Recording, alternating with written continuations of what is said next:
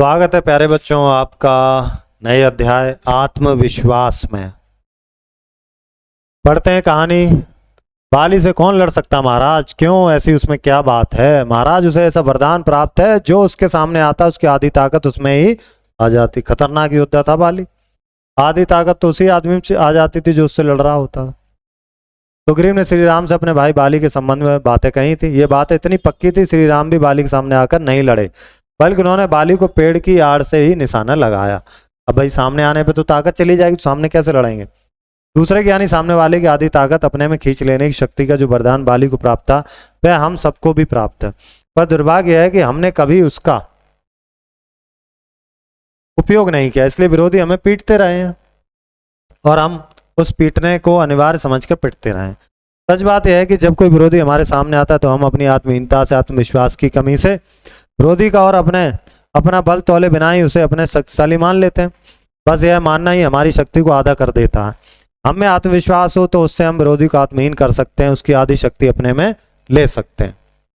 आत्मविश्वास का सबसे बड़ा दुश्मन है दुविधा, क्योंकि दुविधा एकाग्रता को नष्ट कर देती है, आदमी की शक्ति को बांट देती है। बस वह आधा इधर आधा उधर, इस तरह वह खंडित हो जाता है। मेरे एक मित्र अपनी पत्नी के साथ जंगल में एक पेड़ के नीचे बैठे बातें कर रहे थे। बातें करते करते पत्नी सो गई, वे उपन्यास पढ़ने लगे। अचानक देखा सामने से उन्हीं की तरफ खूंखार जानवर भेड़िया चला आ रहा था। इतने घबरा गए कि पत्नी को सोता छोड़कर ही भाग खड़े हुए।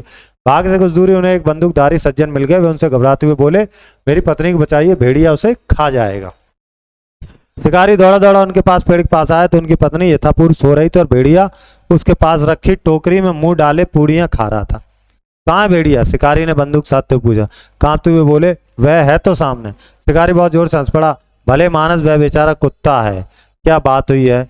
वही कि बहना उन्हें आत्मविश्वासहीन कर दिया। देख रहे, डर की वजह से कुत्ते को भेड़िया बता दिया। श्री कृष्ण ने महाभारत में सर्वोत्तम काम यही किया कि पांडवों को उन्होंने आत्मविश्वास से भर दिया। वे अपने कार्य के महत्व को समझते थे, तभी तो पूरे आत्मविश्वास के साथ उन्होंने अर्जुन से कहा था, पार्थ परेशान मत हो, युद्ध करो, तुम निश्चित रूप से युद्ध में अपने शत्रुओं पर विजय पाओगे। तो कॉन्फिडेंस बहुत बड़ी चीज है, हमें हमेशा कॉन्फिडेंट रहना चाहिए। नेताजी सुभाष चंद्र बोस जब ICS की प्रतियोगिता में बैठे तो अंग्रेजी परीक्षक ने पूरी तेजी से घूमते हुए बिजली के पंखे की ओर इशारा कर उनसे पूछा, क्या इसकी पंखुड़ियां गिनी जा सकती हैं? सुभाष बाबू ने झट से पंखा बंद कर दिया और बोले, जी हाँ, सुगमता के साथ। परीक्षक प्रसन्न हो गया, पर उसने सुभाष बाबू को एक बार और कसौटी पर कसा। उसने अपनी अंगूठी उसके सामने रखकर पूछा, क्या इसमें से सुभाष चंद्र बोस निकल सकता है? सुभाष बाबू ने अपने नाम का विजिटिंग कार्ड मोड़कर उसमें से निकालते हुए कहा, जी इस तरह। यह है अटूट आत्मविश्वास। इसके अभाव में यदि वे घबरा जाते, उठ पटांग जवाब देते तो फेल हो जाते। बहुत शानदार। दूसरा, अपनी क्षमता पर विश्वास करें और सफलता को निश्चित माने। इसके लिए आवश्यक शर्त यही कि हमें अपनी क्षमता में और सफलता में अखंड विश्वास हो। हमारे भीतर उगा भय, शंका और अधैर्य ऐसे डायनामाइट है जो हमारे प्रति दूसरों के विश्वास को खंडित कर देते हैं। हमारे विद्यालय में जो नगर से दूर जंगल में था, 14 वर्ष का बालक अपने घर से अकेला पढ़ने आया करता। कुछ महीने बाद दूसरा बालक आने लगा। दूसरा बालक बहुत डरपोक था, भूतों चोरों की कहानियां उसे सुनाया करता। इसका ऐसा प्रभाव पड़ा कि पहला बालक भी डरपोक हो गया। दोनों मेरी प्रतीक्षा करते रहते कि मैं चलूं तो वे भी मेरे साथ चलें। सूत्र यह बनता है कि हतोत्साहियों, निराशावादियों, डरपोक और सदा असफलता का ही मरसिया पढ़ने वालों के संपर्क से दूर रहें। नीति का वचन है कि जहां अपने कुल की और अपने देश की निंदा हो और उसका मुंह तोड़ उत्तर देना संभव ना हो, वहां से उठ जाना चाहिए। क्यों? क्योंकि इसमें आत्मगौरव, आत्मसम्मान की भावना खंडित होने का भय रहता।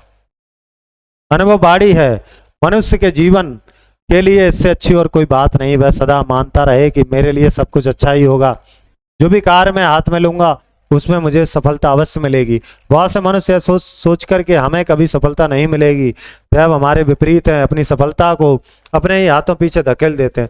उनका मानसिक भाव सफलता और विजय का अनुकूल बनता ही नहीं। सफलता और विजय कहाँ? यदि हमारा मन शंका, निराशा से भरा है तो हमारे कामों का परिणाम भी निराशाजनक ही होगा, क्योंकि सफलता की, विजय की, उन्नति की कुंजी तो अविचल श्रद्धा ही है। जीवन में उतार भी हैं, चढ़ाव भी हैं। जो लोग हमेशा उतार की ही बात सोचते हैं उन लोगों की तरह हैं जो कूड़ा घरों के पास कुर्सी बिछाकर बैठ जाते हैं और शहर की गंदगी को गाली देते हैं। जन्म से दृष्टिहीन बधिर पर विचारक और लेखिका के रूप में विश्वविख्यात हेलन केलर की यह सूक्ति सदा याद रखिए कि सुख का एक द्वार बंद होने पर तुरंत दूसरा द्वार खुल जाता। लेकिन कई बार हम उस बंद द्वार की ओर इतनी तल्लीनता से ताकते रहते हैं, हमारे लिए जो द्वार खोल दिया गया हम उसे देख ही नहीं पाते। युद्ध में वे विजयी नहीं होते जो खंदक खाइयों को ताकते झांकते हैं। विजय माला पड़ती है उनके गले में जो अपनी संपूर्ण शक्ति को तौलकर छलांग लगाते। खतरों से खेलते जीवन के इस अनुभव को कभी मत भूलिए। तो ये बात किसने बताई थी? ये बात बताई थी कन्हैया लाल मिश्र प्रभाकर जी ने। जो हड़बड़ा के रह गया वो रह गया इधर, जिसने लगाई एड़ वो खंदक के पार था।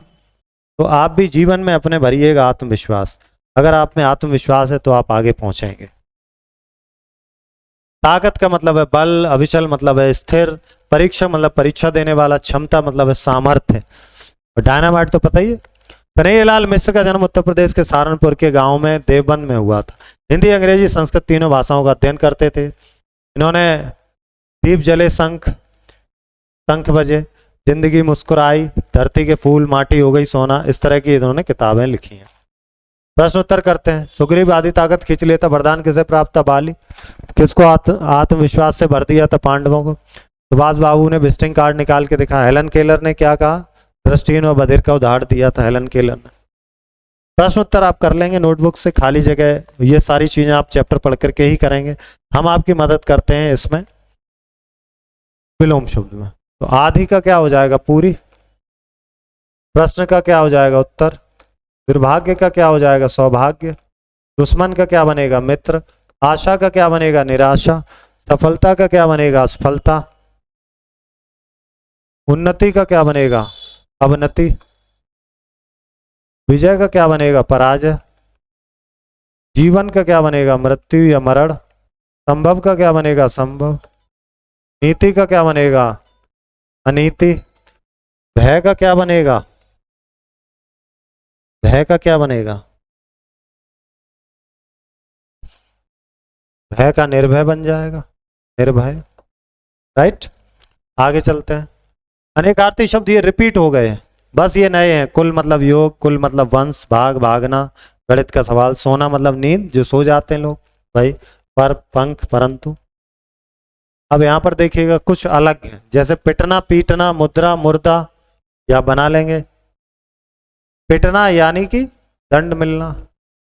पीटना, पीटना मतलब क्या होता है? दंड देना। मुद्रा मतलब क्या होता है? रुपया हो गया, करेंसी हो गई, है ना। मुर्दा मतलब मृत हो गया। भाग मतलब हिस्सा हो गया। भाग्य मतलब क्या होता है? किस्मत। ठीक है, अब आप ये वाक्य बना लेंगे आसानी से।